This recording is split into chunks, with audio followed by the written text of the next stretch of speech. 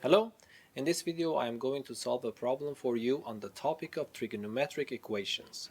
Let us read the problem together first.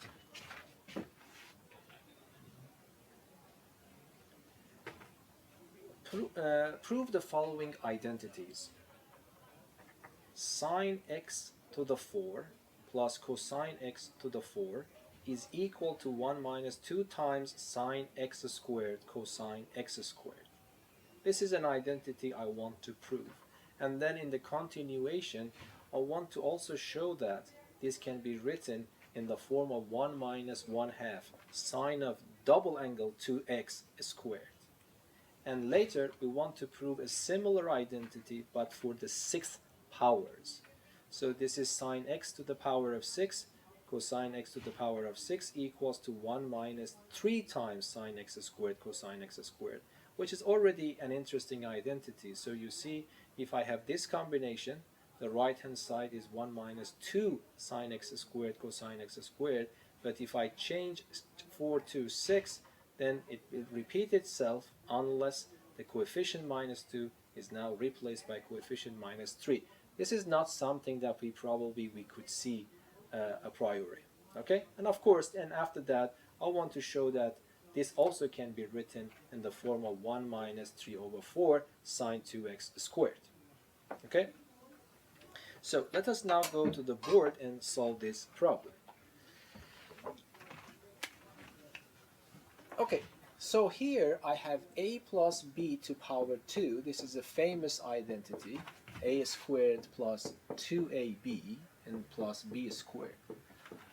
My goal here is actually to write this a little bit differently so that it's more suitable for this problem. What I want to do, I want to move this to the other side, so this becomes a plus b squared minus 2ab is equal to a squared plus b squared.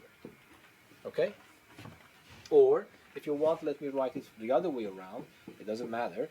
This is equal to a plus b to the power of 2 minus 2ab. Okay? Now, this is valid for all choices of a and b. Now, what I want to do, I want to replace a with sine x squared, and I want to replace b with cosine x squared. Okay, why this is useful? Because as you see on the slide, if I replace a with that, because of this second power, I will get sine to the fourth x, which I need.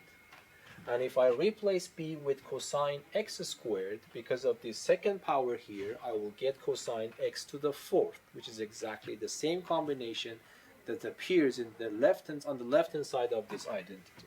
So that's it. I replace them, so let me just be patient. This is, instead of a, I have another power of 2, and then I replace b with this. There is another power of 2 on the right hand side. I have this combination. Instead of a, I put sine x squared, and instead of b, I put cosine x squared, and then minus 2 times sine x squared cosine x squared. But then hopefully you remember, this is a very famous identity in trigonometry. In trigonometry, if we have sine x and cosine x of the same angles squared and added, the answer is always equal to 1. So this is exactly 1, and then a squared is again 1. So what you see that this becomes sine to the power of 4x plus cosine to the power of 4x is actually equal to 1 to power 2, which is 1 minus 2 sine x to the power of 2 cosine x to the power of 2.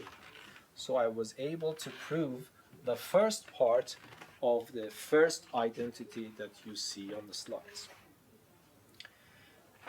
For proving the other equality, the second one in the first part, I need to remind you of this famous formula that sine of 2x is actually 2 times sine x times cosine x. That is the double angle formula for sine x. So then, what I want to do, I raise it to power 2, so it becomes sine to the power of 2x. But when I raise it to power 2, this becomes 4 sine x squared cosine x squared.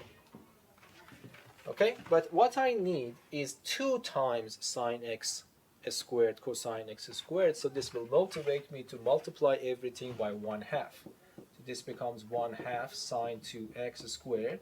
On the right hand side I will have 2 sine x squared and then cosine x squared. Okay, so now you see what happens. Instead of this expression, if I want, I can continue and write 1 minus. Instead of 2 sine x cosine x squared, I can write this combination, which is 1 over 2 sine 2x squared. So that would be the end of proving the first identities. Now, to prove the second identities, the idea is more or less the same, but you see that I have the 6 powers of sine and cosine. So this identity probably is not helpful because it does not involve with 6 powers. Okay? Of course, you remember that this was also not involved with 4th powers. I rewrote it in this way, and then I did this substitution, so I was able to get the sine to the power of 4 and cosine to the power of 4 somehow. But anyway, I hope that you agree with me that this is not going to work for sine to the power of 6 and cosine to the power of 6. Then what I am going to do, I am going to use another identity, a plus b to the power of 3. So because this is not very famous probably for you, so let me just find this. I can write it as a plus b to the power of 2 and then multiply it by a plus b. And then I square it, it becomes a squared plus 2ab plus b squared. And then I multiply it by a plus b. So then what happens? Let me expand that. So I start multiplying this there. So term by term. So it becomes a to the power of 3 plus a squared b plus 2a squared b plus 2ab squared plus b squared a plus b cubed. And then I can immediately see that these two terms are similar. These two terms are also similar. So I can write it as a to the power, let me write it like that. I would write that a plus b to the power of 3 is equal to a to the power of 3, the first term. I combine these two, it becomes 3a squared b. I combine these two, it becomes 3ab squared. And then I would write b to the power of 3 at the end. Okay, so that is very famous identity, but might be this was not very famous for you. This is why I derived it here. Okay, but I want to do some slight changes as before, so that it is suitable for calculating sine to the 6 plus cosine to the 6. Yes? How should I do that? You see, what I do, between these two terms, I can factor 3a and b out. And I want to put a to the 3, b to the 3 next to each other. So this becomes a plus b to power 3 is equal to a to the power of 3 plus b to the power of 3. I just reordered them. And between these two, I factor 3ab out. What is left from here is a. What is left from here is positive b. And I want to do the same thing. Now I hope that you understand what's going to happen. Because if I do the same replacement once more there, a to the power of 3 will give me the 6th power of x, the 6th power of sine x, and b to the power of 3 will give me the 6th power of cosine x. That's very suitable. So what I do, let me just do a little bit of change again. I take this term and move it to the other one. So it becomes negative 3ab times a plus b. But if you don't mind, let me write this on the left and then move this to the other side. It becomes a plus b to the power of 3 minus 3ab and a plus b. So this is the form of the same identity but designed or engineered suitable for the problem in hand. And I will do the same replacement. So let me just don't write it. So I will go and take a and b, the same expressions, and put them in that identity now. So a to the power of 3. A is sine x to power 2. I raise it to power 3, so it becomes sine to the power of 6. The same thing for here, it becomes cosine to the power of 6. And on the right hand side, what do I have? I have a plus b. But what is a plus b? It is sine x squared plus cosine x squared, which is 1. So 1 to power 3 is again 1. Minus 3 times a, which is sine x squared, times b, which is cosine x squared, multiplied by a plus b. But what is a plus b again? A plus b is again 1, so I don't need to write it down. So this actually proves the first part of the second identity. And for the last part, actually, I use the same idea. But the point is that I can continue this a little bit more. So here, you see, instead of, because this I need a factor of 3 here, so what I do, so for example, I can divide everything from here by 2, so it becomes 1/4 sine 2x to the power of 2. This becomes sine x squared cosine x squared.